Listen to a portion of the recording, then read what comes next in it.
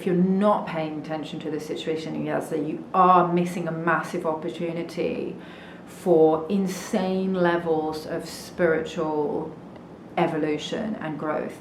Everybody who has been paying attention to it has remarked on how much it's changed them. Just witnessing the grace and the resilience of people who are being genocided and how they face that with such strength and resilience. I mean, when you compare the insane levels of fascism that we're seeing coming out of the Zionist project, where they will celebrate like killing babies and openly say that, you know, they all support Hamas, so we should kill all of them, and they want us all dead, so it's fine what we're doing. And there have been opinion polls that say that like 97% of Israelis are against a ceasefire and actually think that the government should be using more firepower, even though there are protests within Israel to take out the current administration. They're not happy with the administration. It doesn't seem to be because, I want to believe that it's because they care about Palestinian lives, and I know that there are some activists within Israel who do care about Palestinian lives, but they do seem to be in a massive minority. I would love to be wrong about this. But it's not what I'm seeing, and I'm doing a lot of extensive research on this every day. Even, you know, the human rights activists from within Israel themselves have said that they're fearful of their own safety, and they fear that they will be next because the society has become so insanely fascist. I shared a video on my Facebook yesterday, and you should check this out. It was by an Israeli human rights activist called Nurit Peled El-Hanan. Apparently she's related to Miko Pelad, who's also another Israeli human rights activist, pro-Palestinian, anti-occupation. And he's openly said, I think actually his father was quite high up in the Israeli occupation forces, but he's openly said that the Israeli occupation forces are the biggest terrorist, most well-funded terrorist organization in the world. So, you know, I really have so much time for Israelis like this, and, you know, they have my full support and solidarity because I know that they're doing a very dangerous job.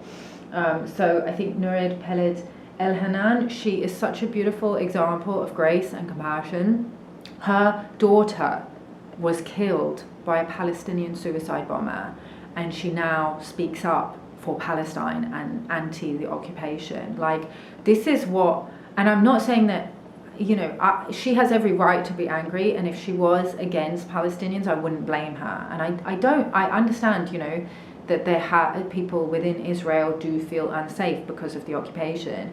But when you get to a certain level of awakening, you realize that the only solution is peace. Like, that's the solution. It's not killing more, wiping. When you have to exterminate an entire group to feel safe, then maybe you are the problem. Like, maybe you should look at that. Maybe your society, the ethno-supremacist apartheid society that you've created might be the problem, and maybe that should be looked at. Maybe that should be changed. So yeah, she's amazing. So she, this video, I'll put a link in the description box below. This interview she did 12 years ago, Palestine in Israeli school books, and she was basically looking at how, you know, obviously the Israeli occupation forces can act with so much brutality against the Palestinians. Most of these soldiers are literally come right out of school. They're like 18, 19, 20, and they're already so brainwashed and so fascist. She was just like, how does that happen? So she analysed the education system within Israel and looked at all the nuanced and subtle ways in which they brainwash the children into dehumanizing Palestinians and seeing them as like this subhuman other. Just everything down to the language they use, the way that they teach the history, even the colors. They're like the photographs where they show photographs of Palestine and they'll make it look very like, they'll use like very muted colors to make it look kind of a bit savage, a bit brown, a bit vintage, a bit primitive, like deserty. And then when they show pictures of Israel, it'll be saturated with these bright colors and make it look like prosperous and abundant. These are very, very subtle ways of brainwashing, but over time they, produce a certain perspective. And obviously I know this from growing up in the UK, like, the way that we were taught about the history of empire was just ridiculously racist. And, Akala breaks this down really well.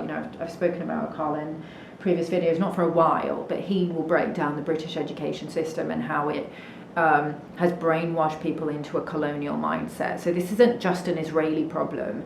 Obviously, a lot of people in the UK are very fascistic. A lot of people in the US are very fascistic. We're seeing a lot of problems with fascism in India right now, and Hindu nationalism. I mean, this is a problem that exists everywhere. I mean, even within the Middle East, like the way that like in the UAE they use like Pakistani and Indian slave labor to like build their high-rise skyscrapers and stuff. So supremacy is not just a Jewish thing. Obviously, in the religion, there's the whole God's chosen people thing. But I see that in a lot of religions. So I've spoken about this before, about how my ancestors converted from Hinduism because they thought the caste system was fucking bullshit. They were Brahmin. They were actually born into the highest caste. And according to some erroneous beliefs, and this is not actual Hinduism, this is a distortion. Hinduism is actually a very beautiful religion. I would never have initiated into a yogic lineage and be studying Tantra if it didn't think so. But the people will distort stuff. And so they've distorted and created this idea of this, divine hierarchy. Even my friend Russell, who's a yogi, I was talking to him and he was like, I had this friend who was like born, he's from India and he's born into a family of enlightened beings. So I'm like, that sounds familiar. I was like, what? Can you elaborate on that? What is that? And he's like, Brahmin. I'm like, dude, that is so bullshit and so not true. You cannot be born into a family of enlightened beings like that. It doesn't work like that. That's literal ethnic supremacy. So yeah, my ancestors. Oh, my headband slipped off.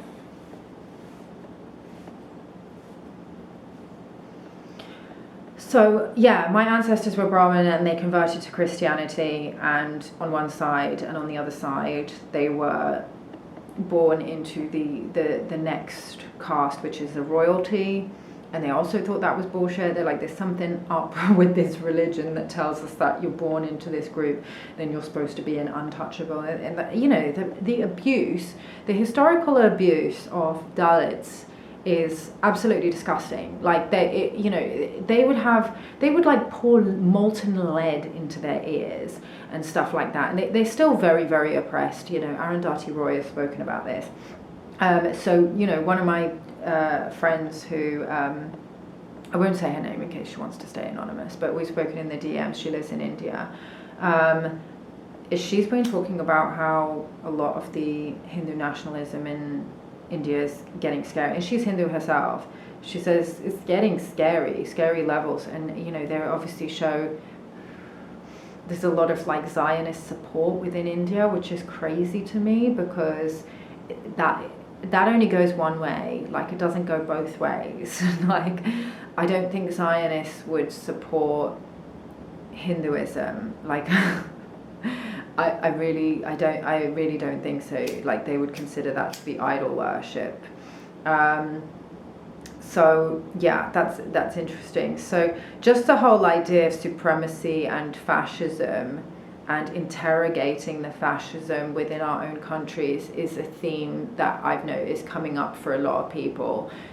While we've been looking at the alarming and very, very shocking levels of fascism coming out of Israel to the point where it's like they're not even embarrassed by it.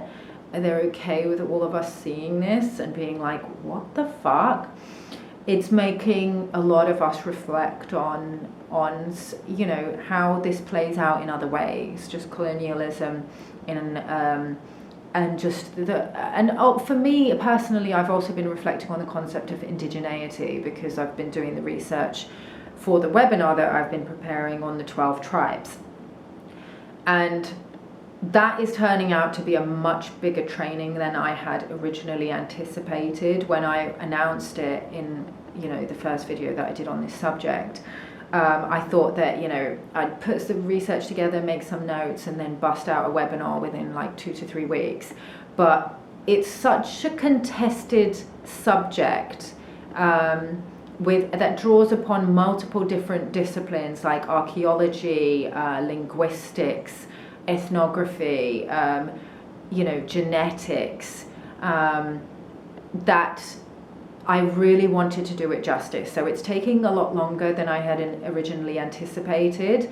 And that's fine. Originally I was a bit frustrated and embarrassed that I'd kind of announced it too early and it wasn't going to be ready. But, when it's ready, it will be worth the wait. And because it's turning out to be much longer than I had originally anticipated, a lot of the things that I wanted to talk about, kind of explaining more of the esoteric aspects of what's playing out with this holy war that's happening right now, will probably end up being a series of trainings.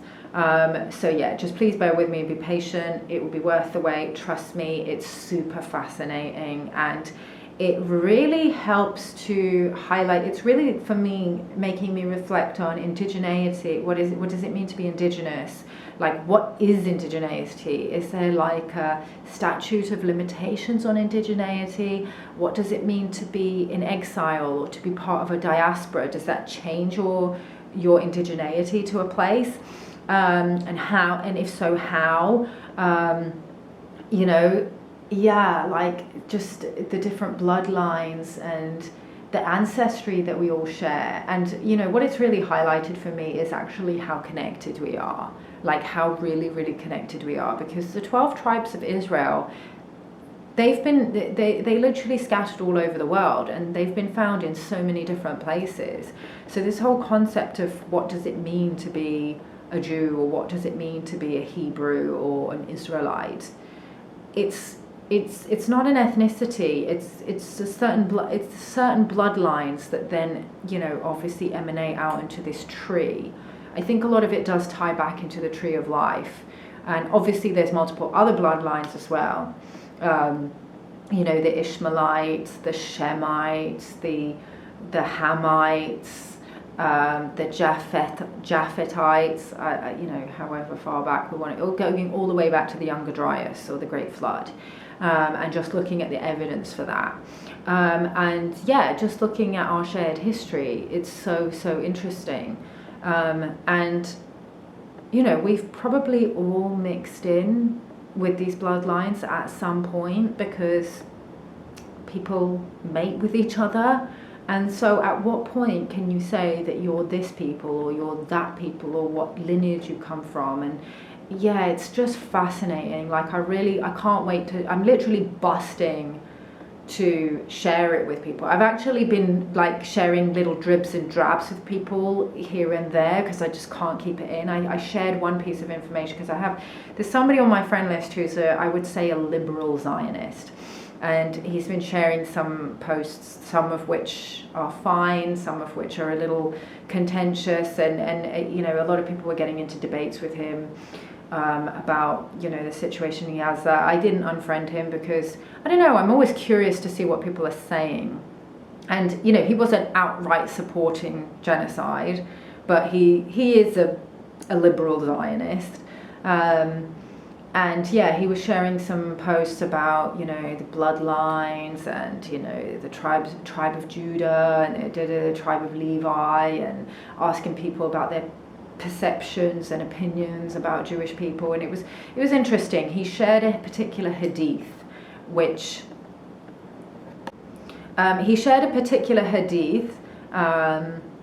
which is like an end time prophecy. I'm not going to say which one it is. It's quite contentious, and some people have claimed that it's very anti-Semitic, which is an inaccurate term, because Arabs are also Semitic. Muhammad, the prophet, was also a Semite. But yeah, it does predict an end time prophecy in which there will be a holy war between Jews and Muslims and Christians and all different types of people. So he shared this particular hadith and he was just like, see, the Muslims hate the Jews. And so I just had to share this one tidbit that I had found, which literally blew my mind. I'm not going to share it here because it's just too juicy and I want to save it for the webinar, but I shared it with him and I was just like, you would be surprised who is actually a Hebrew. And I'm trying not to reveal too much, but it's so good. Anyway, I shared the information with him and I actually share some ancestry with this particular bloodline. And he was fascinated. He was absolutely fascinated. And he actually messaged me and he goes, so I actually commend you for approaching this subject with such open-mindedness.